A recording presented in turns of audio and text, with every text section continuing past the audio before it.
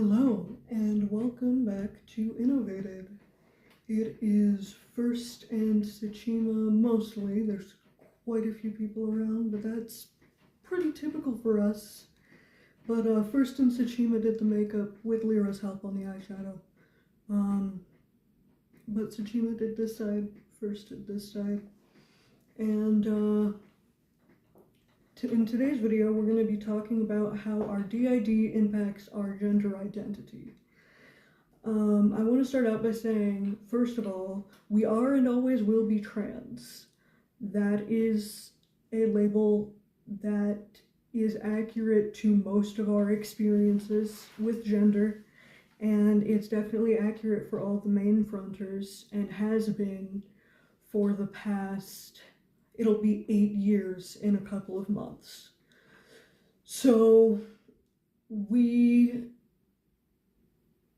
collectively are mask-leaning non-binary, and our collective pronouns, which meaning the pronouns that everyone tends to be comfortable with, are he, him, am, and they, them. They, them is, we kind of don't like that one all the time, because if we tell people that there's one of our pronouns, it's the one that they use exclusively, and we would like to hear he sometimes at the very least. I get that neopronouns can be difficult for some people.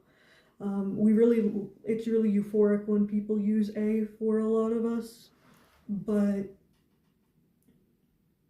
we're not ever really expecting people to use those ones, especially non-trans people, because I don't know, it's weird to use neopronouns. Not that I think that's just kind of a mainstream concept of them. So we used to identify collectively as male exclusively because of the main fronters at the time. We have a lot of guys in our system. Like, they're not non-binary, they're just straight a guy. Some of them internally are cis, some of them internally are trans. We don't really distinguish that a whole lot, because if they're a guy and they're fronting, they're trans in the body anyways. So we identified as a man exclusively for a solid 6 years, and we lived as male, we dressed as male, we stopped doing makeup, we stopped presenting as alt because we just were trying to fit in to being a man. Then we started presenting as alt again, but we still didn't really touch makeup.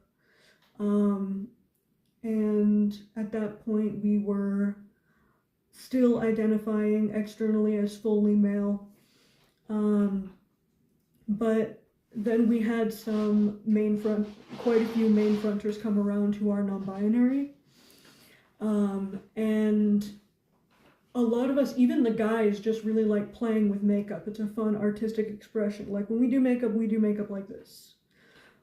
Maybe not always like this, but something that's a statement. It's not like we're doing just day-to-day makeup. So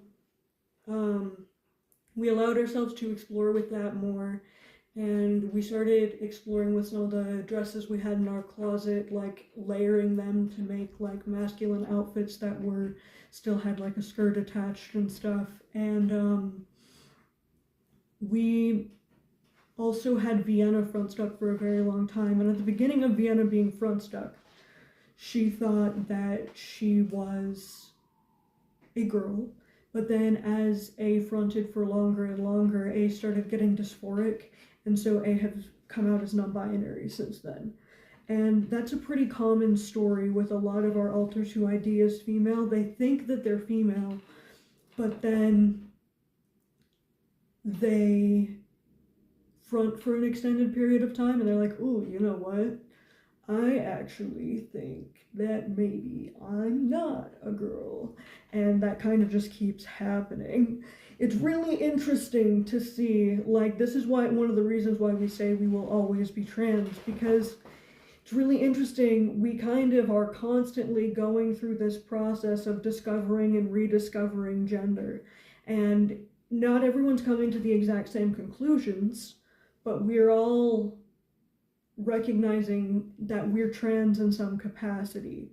Anyone who has ID'd as female from the beginning is like typically ends up coming out as being trans in some capacity after fronting for a while. We do still have some alters who identify as female, but they haven't fronted very frequently up until like a couple months ago. And so we don't stop them from like dressing however they want to dress or whatever, but we also don't think that having alters who identify as female takes away from our trans experience, because the vast majority of the alters who identify as female is like a tiny percentage of our system in comparison to those who identify as masculine or non-binary or both. We also consistently find that because we're so co-conscious, we front together a lot. We don't really have like one alter fronting and then it switches to another alter fronting anymore, because we've done so much integration work. We typically have like multiple alters fronting at the same time. And like, for example, I'm always here first because I deal with our health bullshit. And so, and typically so is Gray, because Gray helps support me through our health bullshit. And Gray identifies as a man, and I am genderqueer, genderfuck, non-binary, masculine leaning.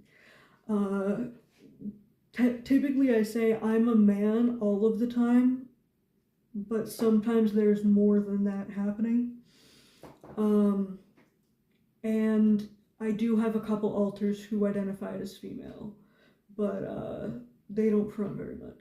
And I don't know really anything about their experience because I have really shit communication with my subsystem.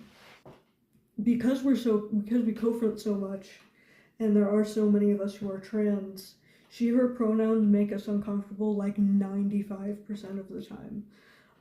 So we prefer that people don't use them unless whoever is fronting has specifically stated that it's okay. When someone uses she, her pronouns for us, it feels like misgendering most of the time, and we consider it really disrespectful to use those pronouns for us, just because of the fact that we have been identifying as trans for so long, and we have 3 other pronouns that you can use for us that are comfortable for us pretty much all of the time. And an alter will be vocal if a pronoun you're using is not comfortable and they want to use she, her at that moment, but like that so rarely happens that we consider it a good rule of thumb to just not use she, her pronouns for us collectively.